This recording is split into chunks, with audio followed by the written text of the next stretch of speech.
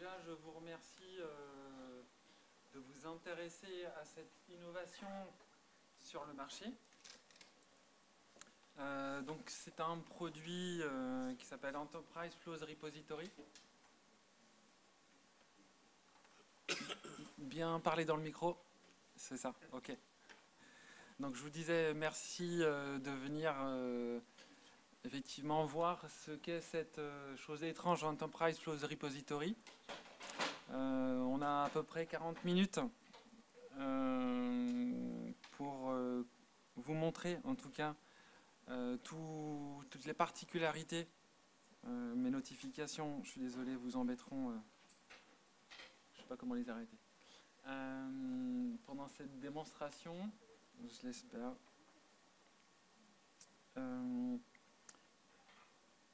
Ok. Donc, dans un premier temps, qui sommes-nous? Donc, Middleware Edition est une société rennaise.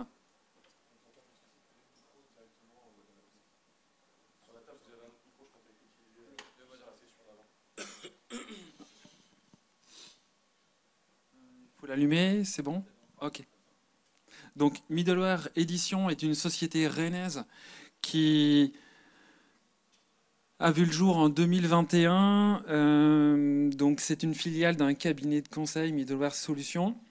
Et pour la petite information, nous avons été portés par l'incubateur ADN West, ADN Booster, donc qui a un stand juste en bas aujourd'hui. Alors, d'où vient finalement cette solution Enterprise Flows Repository? Ça vient d'une expérience forte dans le milieu du middleware et de l'architecture, donc principalement issue de Middleware Solutions. Nous avons les activités de conseil en architecture applicative, d'infrastructure, du middleware énormément, et du cloud depuis quelques années, principalement autour de Kubernetes. Et nous proposons aussi un centre de service en interconnexion. Nous avons des compétences variées sur les plateformes Azure, GCP, de l'Apache en techno, etc., du Red Hat, de l'Oracle et d'IBM. Et nous sommes certifiés sur les principales plateformes du marché. Voilà, donc vous voyez nos principaux clients du moment. Donc cette plateforme Enterprise Flows Repository, c'est une jeune plateforme. Elle a démarré de manière opérationnelle en 2022, donc au travers de clients locaux. Donc Néotoa, puis la Belle-Illoise et dernièrement la filiale industrielle d'Intermarché qui est Agro-Mousquetaire. Donc c'est une plateforme qui s'interconnecte à des écosystèmes qui sont aujourd'hui sous format d'API, de TL, de script ou autre, mais c'est une plateforme qui s'interconnecte en tout cas avec n'importe quelle solution technique. Alors, question. Avez-vous besoin de EFR, Enterprise Flow Repository? Je suis désolé, c'est un peu long comme nom, mais... Alors, premier constat, c'est que les équipes métiers, elles exigent en tout cas une réactivité de plus en plus forte, et tout en ne voulant pas subir la complexité du système d'information. Donc, elles demandent énormément de simplicité, d'autonomie. Donc les questions par rapport à ça, c'est comment réduire le délai de résolution en cas d'un problème, où trouver la cause, qui en est responsable, comment agir. Comment la DSI peut être proactive. Moi, quasiment systématiquement, j'ai des clients qui sont avertis des problèmes par leur métier, et donc effectivement, ça inverse le rapport de force, ça inverse effectivement le problème, et souvent ça allonge le délai nécessaire en tout cas pour résoudre le problème. Donc une question plus globale, comment ne pas exposer la complexité du SI aux équipes métiers qui ont besoin justement de simplicité.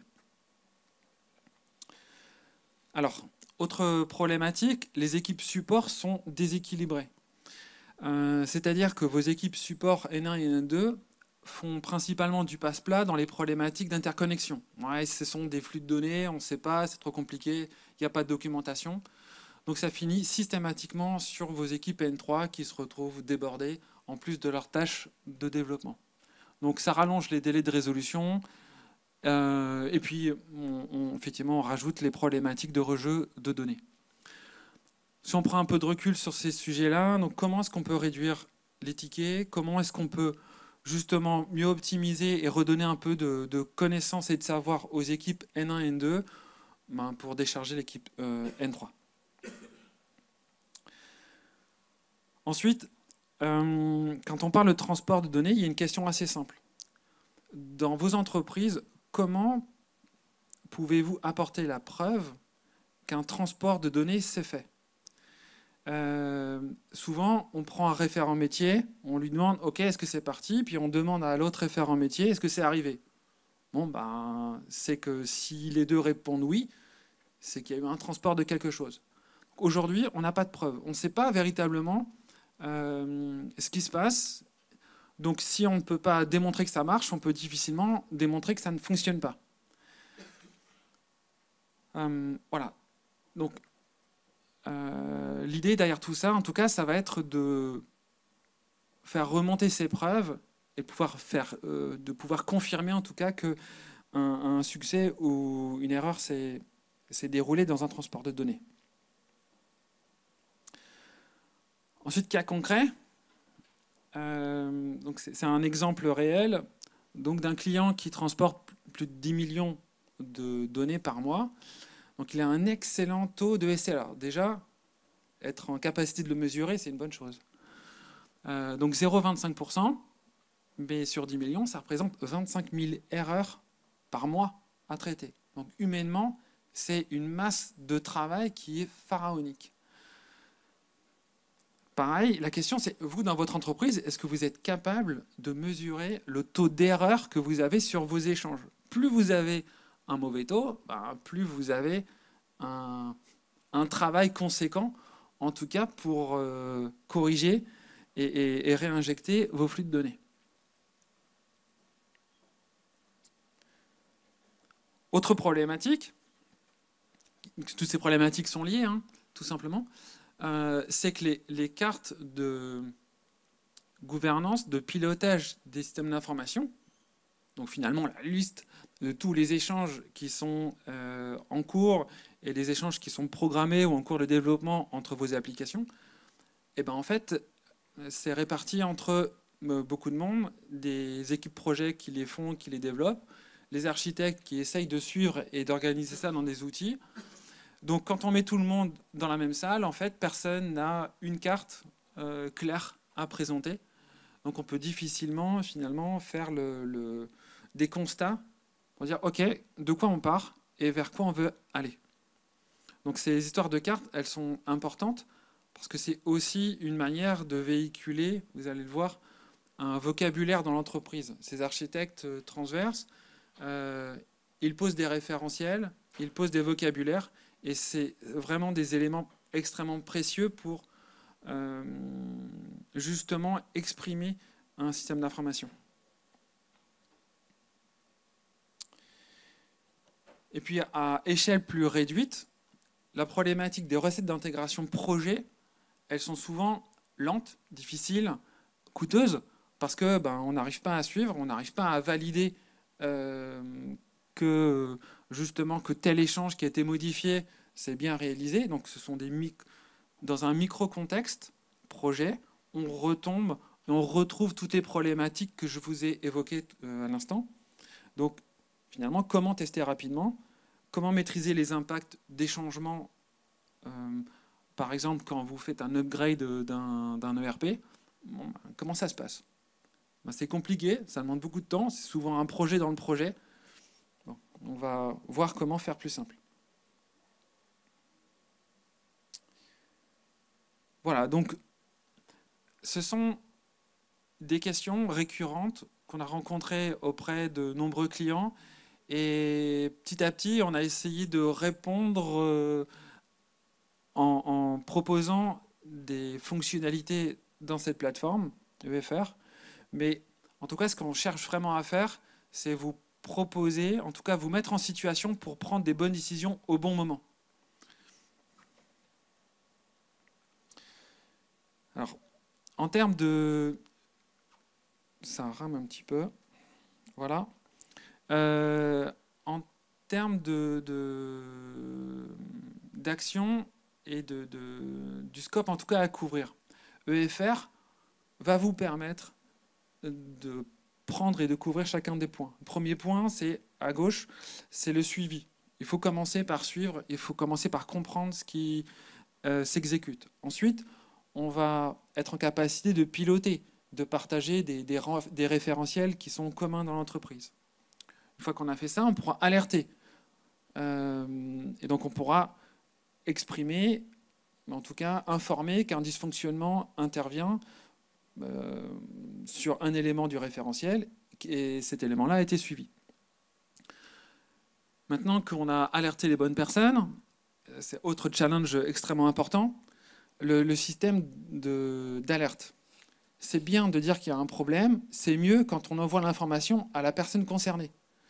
Dans les systèmes de ticketing, par exemple, il y a un vrai challenge, c'est au-delà du ticket, en fait, qui est la personne concernée, qui est responsable de ces échanges de données.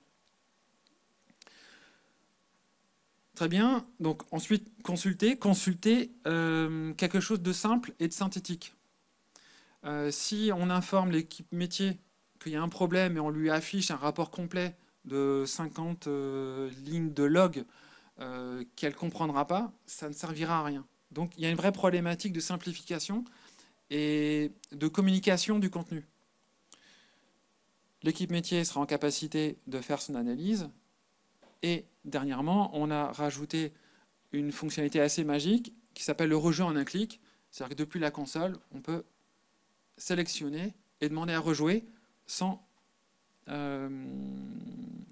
faire appel à qui que ce soit.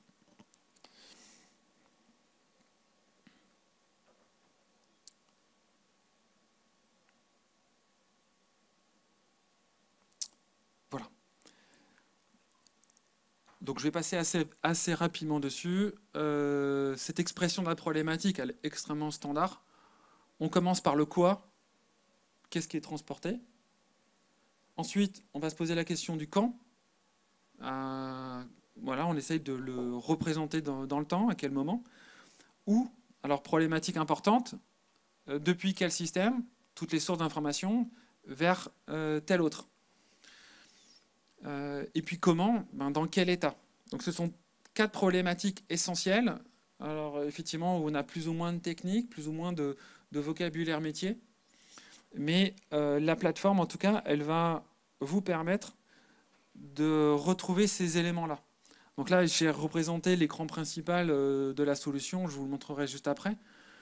En fait, on retrouve le quoi. Donc le quoi, pour quelqu'un du métier, c'est une information métier, un produit, par exemple, ou une offre commerciale, avec sa référence. C'est le seul élément qui l'intéresse. Donc c'est le contenant de ce qui a été transporté.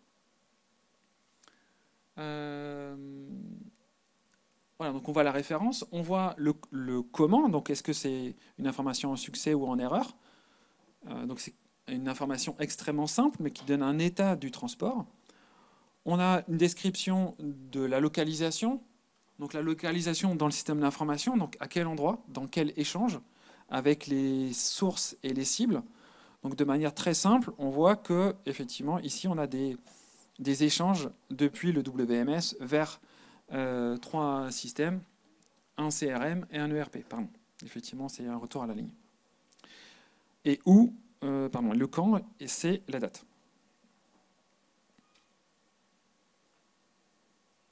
Alors, j'ai quelques minutes pour faire le tour de quelques scénarios. Alors j'espère que ça va vous parler.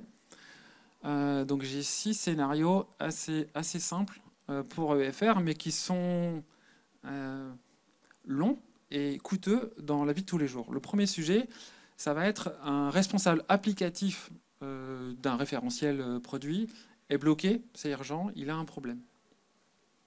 Alors là, je vais avoir besoin de mes 2 mains. Je ne sais pas si je peux intervertir. Bon, et comme ça, je vais... donc, avec EFR, le responsable applicatif PIM, ça tombe bien, son système est géré par le produit, donc il va recevoir un mail.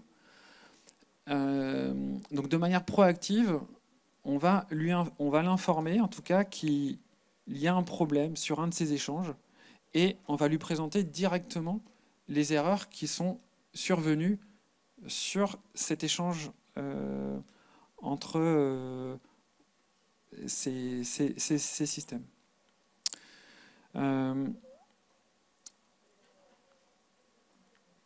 Donc j'ai préparé un petit peu mes liens. Hop, OK.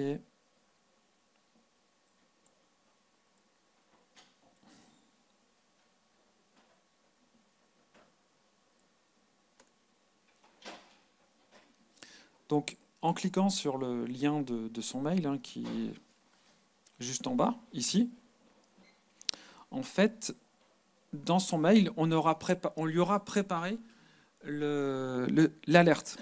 Qu'est-ce qu'une alerte? En fait, c'est un rassemblement d'erreurs successives d'un échange de données. Donc, par exemple, c'est un échange qui s'appelle la propagation des références produits du PIM vers ici l'ERP. On lui a présenté la criticité de son échange, et puis il va retrouver dessous toutes les instances qui ont été regroupées au sein de cette alerte. Donc effectivement, il n'a pas besoin de chercher, on lui présente les soucis, il va pouvoir consulter directement l'erreur qui a été remontée par les systèmes techniques. Voilà, donc le premier point, c'est que les équipes métiers, elles sont averties de dysfonctionnement, et le système va leur présenter va faire remonter en tout cas des erreurs techniques de transport. Hein. On peut penser effectivement à des systèmes qui ne sont pas disponibles ou des données qui sont manquantes.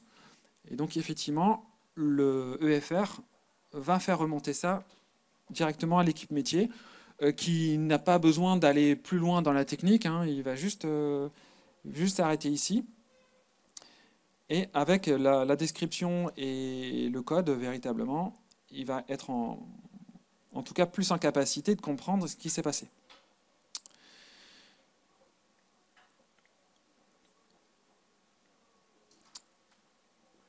Alors, le deuxième scénario, c'est un membre de l'équipe Support IT reçoit une demande via GLPI, un ticketing, un renseignement de l'équipe EDI sur une facture bloquée. Ok, très bien, dans son ticket, j'ai une référence produit. Donc la question, c'est où est cette facture? Alors, ce que va faire... Je suis désolé, j'ai du mal avec une seule main.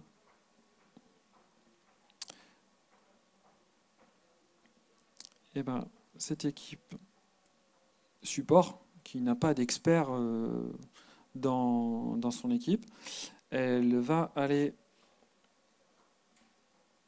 demander à notre agent, ok, est-ce que tu connais telle référence?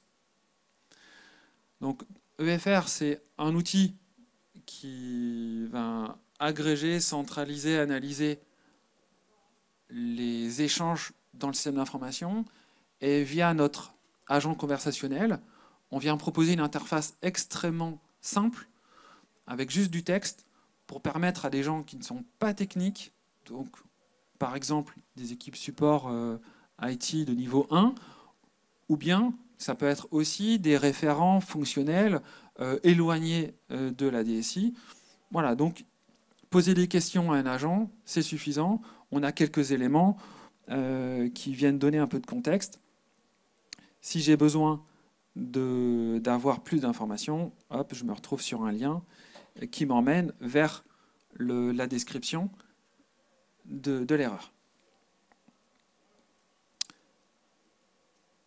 Voilà, donc là, ce que je viens de faire, c'est qu'en quelques secondes, avec une référence métier, j'ai mis la main sur le transport de données. Alors, s'il y en avait eu plusieurs, j'aurais eu une liste, hein. Il n'y a pas de souci, on n'est pas limité à un seul.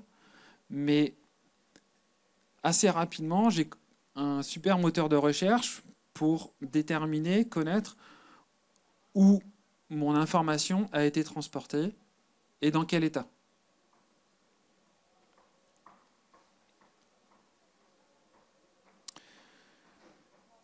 Alors, autre cas de figure, le responsable du domaine finance souhaite un bilan des impacts suite à l'arrêt de service de 30 minutes de l'ERP qui est survenu la semaine dernière. Ensuite, il veut un détail un peu plus fin sur les commandes EDI. Ok. Alors, combien d'heures de jours il faut si on n'a pas la solution FR? Je pense qu'il faut aller voir beaucoup de monde. Lever quelques réunions pour essayer d'avoir ce type de bilan. Alors, avec la dernière version de FR, vous avez une synthèse qui va vous permettre de représenter. Alors déjà, ici, on tombe sur la performance des domaines. On peut déterminer quels sont les domaines fonctionnels qui posent problème. Moi, ce qui va m'intéresser, c'est d'aller dans la synthèse, en tout cas, du domaine finance. Et l'application EFR, il faut être patient.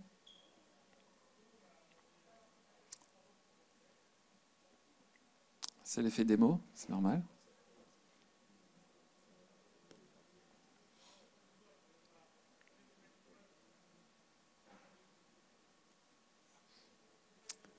Elle doit. Ça a pris 2 secondes ce matin.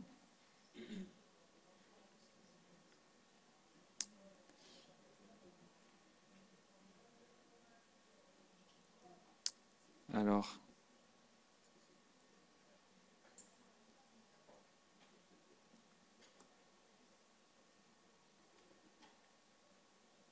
elle devrait.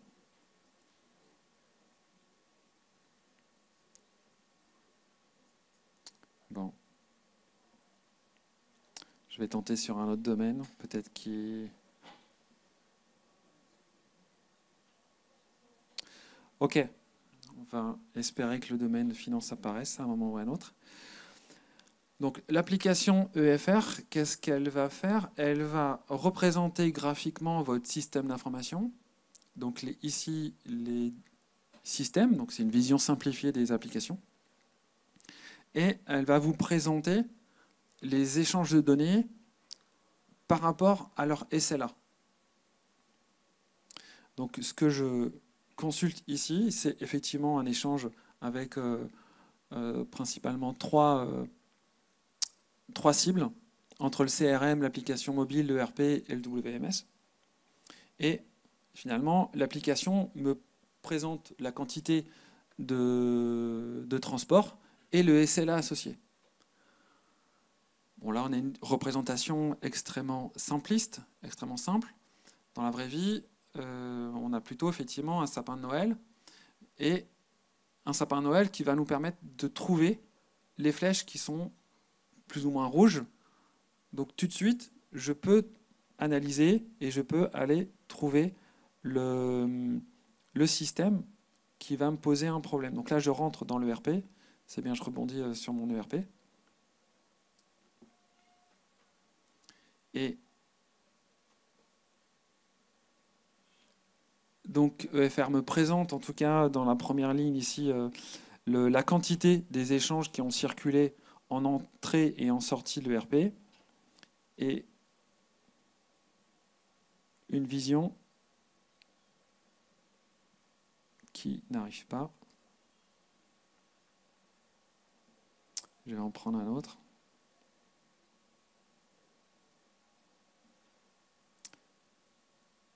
C'est toujours ça l'effet démo. OK. Et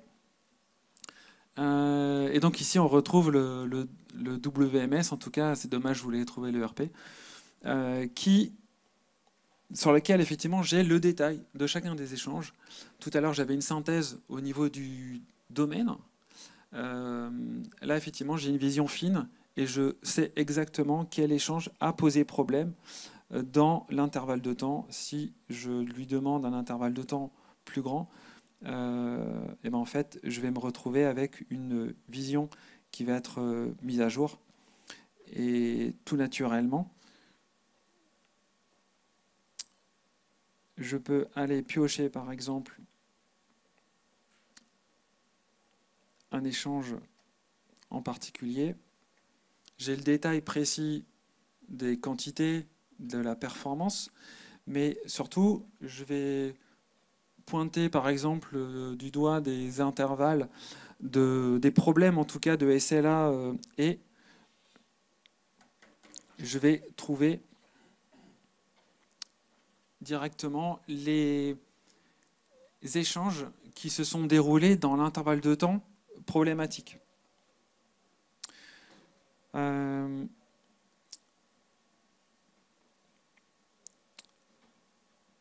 Voilà, alors je ne sais pas ce qui se passe avec mon ERP, mais ça finira. Voilà, ok.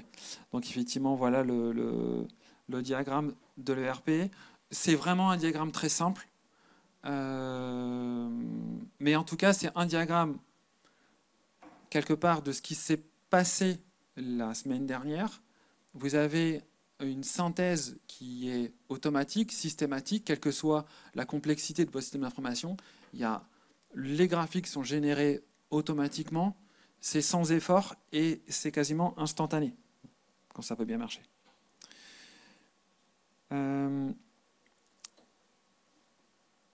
Ok. Bon, l'équipe N3 veut déterminer la cause du blocage sur l'échange EDI en erreur. Bon, c'est bien, j'ai gardé mon échange. Donc ici, forcément, bon, je peux faire une recherche par mots-clés. Hein. Vous doutez bien que... Hop.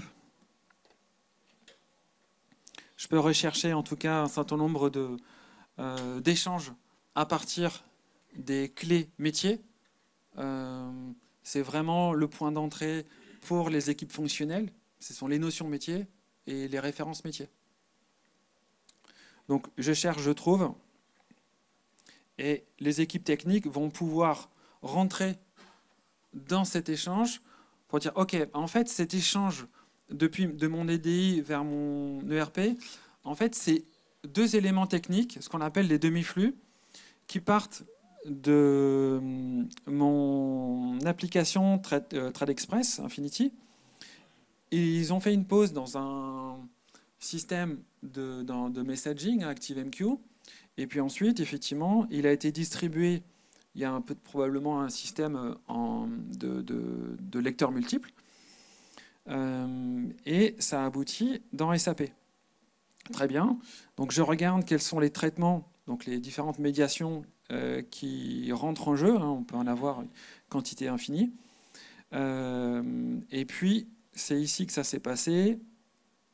Je vois la trace complète de l'erreur. Ok. En tant que sachant, je sais que ici j'ai eu du contenu. Ok, c'est très bien. J'ai ma route, j'ai ma clé métier. Ok. Bon, bah, je peux lire que le contenu était vide, donc c'est ce qui a généré l'erreur. Ok, donc avec l'outil EFR, les équipes de développement, elles peuvent aller jusqu'au détail technique du contenu. Donc c'est ok, c'est pour les métiers, mais on fait le lien jusqu'à toutes les équipes de développement, d'interconnexion, que ce soit pour des flux ETL, ESB, API et autres.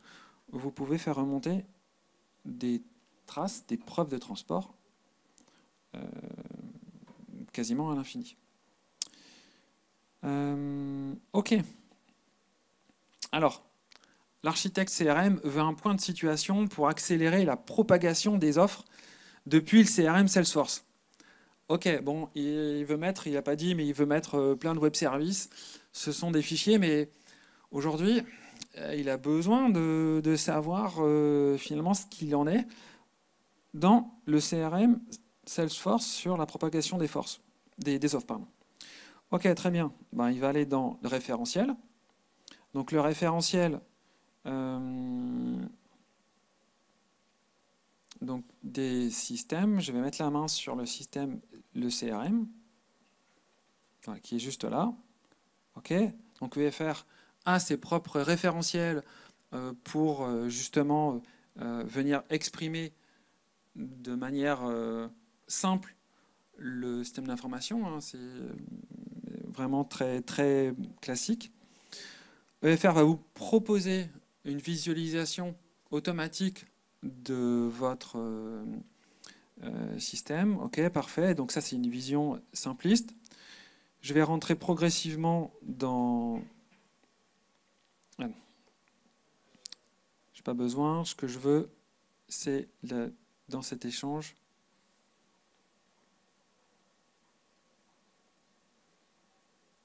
Dans cet échange...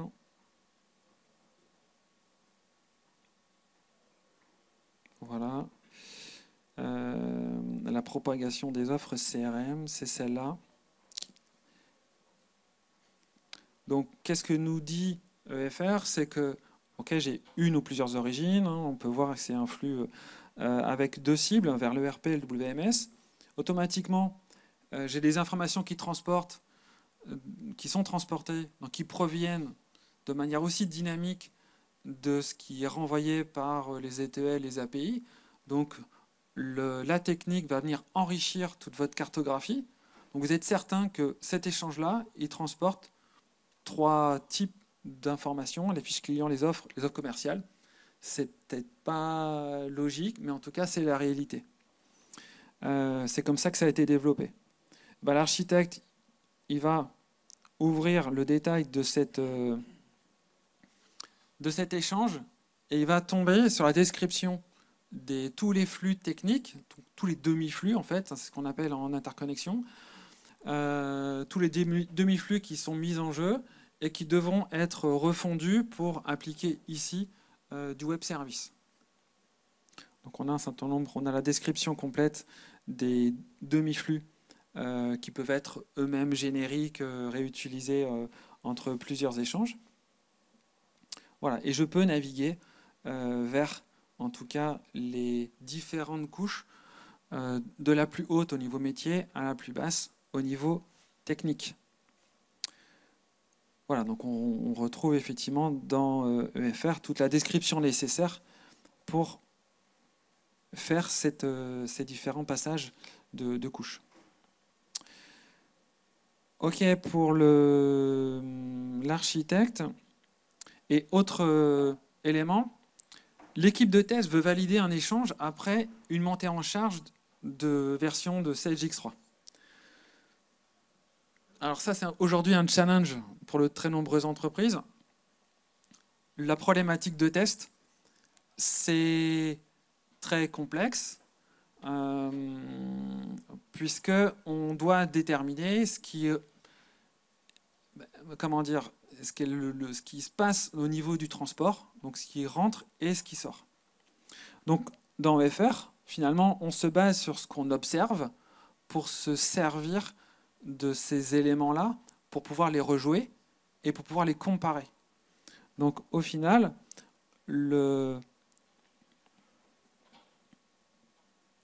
l'équipe de test, elle va avoir préalablement enregistré en tout cas des scénarios. Il suffit de sélectionner un certain nombre d'échanges dans la supervision pour dire ça je veux que ce soit un jeu de test, ça je veux que ce soit un jeu de test. C'est automatiquement intégré dans notre outil de test. Ok, très bien. Donc notre campagne de test, ici on peut voir que j'ai eu 3 scénarios qui se sont déroulés. Alors le système me dit que j'en ai 2 en succès et 1 en erreur, très bien. Je vais aller voir ce que c'est. Pourquoi est-ce que j'ai un échec après cette mise à jour X3 ?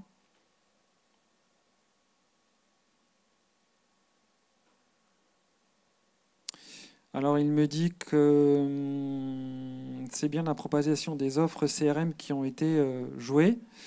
Alors, et lui, il me dit, ah, ok, effectivement, j'ai vu un écart, il y a quelque chose qui a changé entre le scénario précédent et celui que tu viens de dérouler.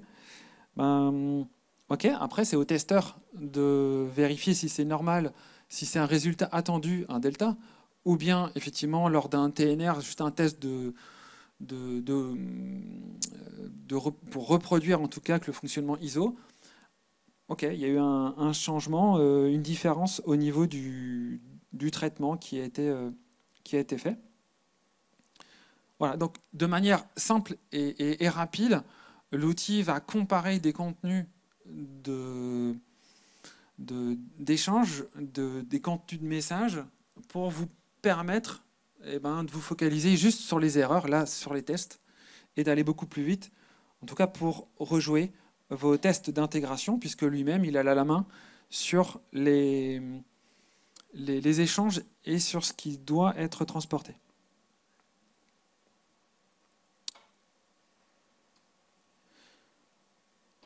Ok, bon, j'espère être être allé trop vite en tout cas. Alors il me reste à peu près 5 minutes. Donc quel gain avec EFR? De manière très pragmatique, nous avons constaté que le volume total d'informations à traiter est divisé par 13. C'est-à-dire qu'au lieu de traiter des logs, des informations techniques, EFR va agréger tout ça, va les regrouper. Je vous parlais tout à l'heure de médiation, de flux, d'échange. Donc c'est une vision simplifiée. Donc on a 13 fois moins d'informations à traiter. Au niveau des erreurs, c'est étonnant, mais c'est comme ça. En fait, on en a 40 fois moins. Parce que les erreurs, elles arrivent souvent ensemble. Et donc avec EFR, le système de regroupement au sein des alertes, on n'a pas 1000 fois la même erreur à corriger, on n'a qu'une seule alerte avec un certain nombre d'éléments dedans. Et j'en profiterai aussi pour dire que le système est intelligent. S'il y a un rejeu, s'il détecte qu'il y a eu un rejeu sur une donnée, il va enlever la ligne de l'alerte et la mettre dans les échanges en succès. Donc petit à petit, vous allez voir votre alerte qui va se dépiler d'elle-même. Et si vous rejouez tout, l'alerte se ferme toute seule.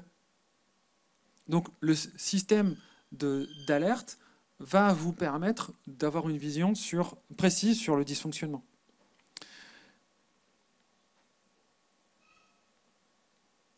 Alors, des gains sur le métier. Donc j'en ai pas parlé, mais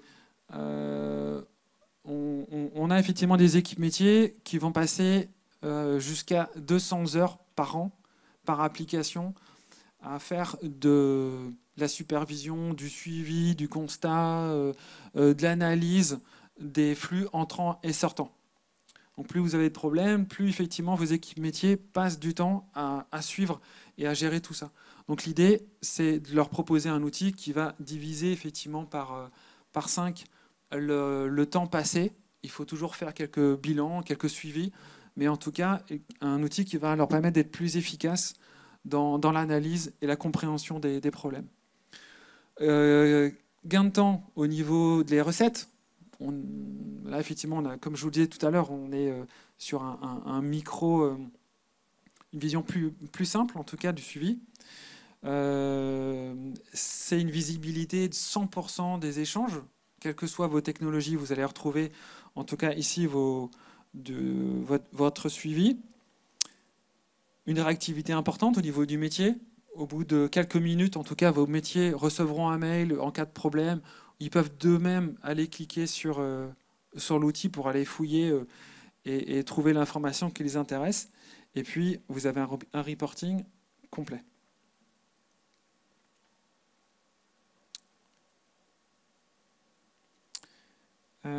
Sur le scope IT. Alors là, effectivement, c'est un peu plus éparse. Premier gain sur l'équipe de développement. Les équipes de développement, interconnexion, elles redéveloppent assez souvent des systèmes de rejeu, de traces, de supervision, de suivi, etc. Donc, on va gagner en outillage, en moins à développer. Les recettes, on en a parlé. Au niveau support, vous allez pouvoir baisser jusqu'à 60% des tickets en moins, puisque vos équipes métiers n'auront plus besoin de créer des tickets, elles vont elles-mêmes rechercher dans EFR une information. Est-ce que ma facture est bien passée? Bon, il suffit de faire une recherche et elles le savent d'elles-mêmes. En termes de temps passé sur chaque ticket, vos équipes IT support, pareil, elles ont un outil complet pour rechercher et trouver l'information. Côté transformation et gouvernance IT, je vous ai montré quelques diagrammes qui sont générés automatiquement. Voilà, c'est un référentiel et toute la couche de visualisation arrive sans effort. Au niveau des gains et des personnes qui ont une plus-value, donc on retrouve effectivement les différents acteurs de responsables applicatifs métiers, les architectes, les développeurs, les responsables des opérations, les équipes IT et les DSI, avec chacun une perspective un peu différente. Mais ce sont des sujets qui s'emboîtent et sur lesquels effectivement on fait très facilement les liens dans cette application EFR.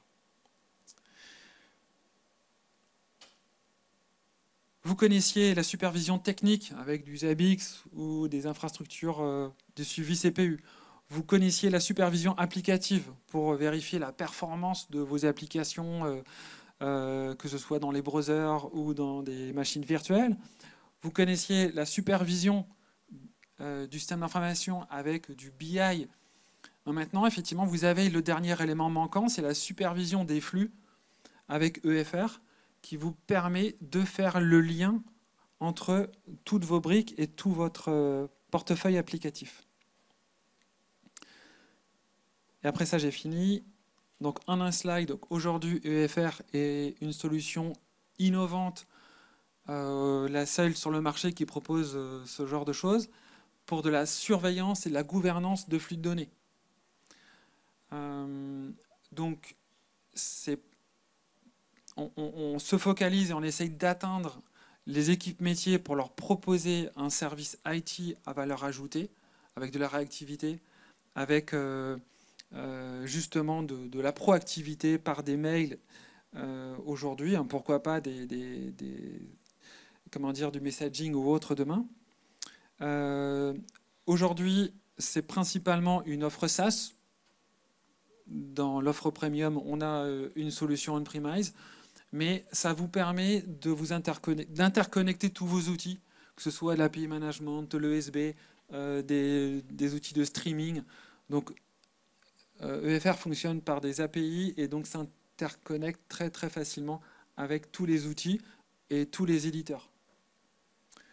Voilà, donc pour conclure, donc EFR est un outil de pilotage et de gouvernance pour la DSI vers les équipes métiers et apportant de la réactivité, de la proactivité et forcément des économies, puisque effectivement les acteurs sont nombreux à venir récupérer de l'information et ne pas passer du temps à les regrouper.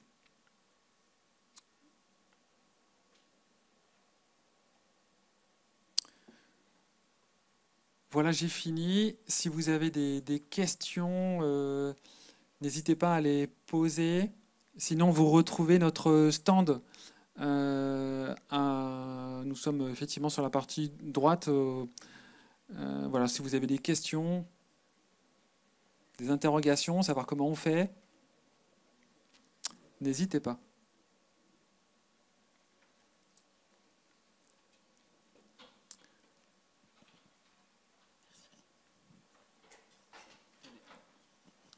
J'ai une question. Comment la liste des flux elle est construite? Est-ce que c'est du déclaratif ou est-ce que c'est de la découverte? C'est-à-dire que le système est capable d'aller automatiquement scanner les différents flux qui existeraient et qu'on puisse après derrière comme ça les monitorer? Très bonne question. C'est une très bonne question. C'est les échanges, les flux, les systèmes, toute la partie de cartographie, c'est du déclaratif. C'est votre patrimoine, c'est votre vocabulaire, c'est votre métier, c'est la manière dont vous avez structuré par demi-flux technique avec les plateformes. Donc, ce sont vos équipes d'interconnexion qui vont rentrer beaucoup de données. ça va leur faire gagner énormément de temps. Et puisque vos équipes ont un ROI opérationnel très fort en termes de suivi, elles vont d'elles-mêmes renseigner ces référentiels. Aujourd'hui, les entreprises, c'est très difficile de maintenir ces référentiels parce que on a des projets à sortir quand on a autre chose à faire que ça. Et avec EFR, le ROI, il est direct, en recette, en supervision, de manière opérationnelle. Et donc, en tout cas, le constat, c'est qu'on a beaucoup plus d'acteurs qui viennent enrichir et déclarer les applications, les flux, les échanges.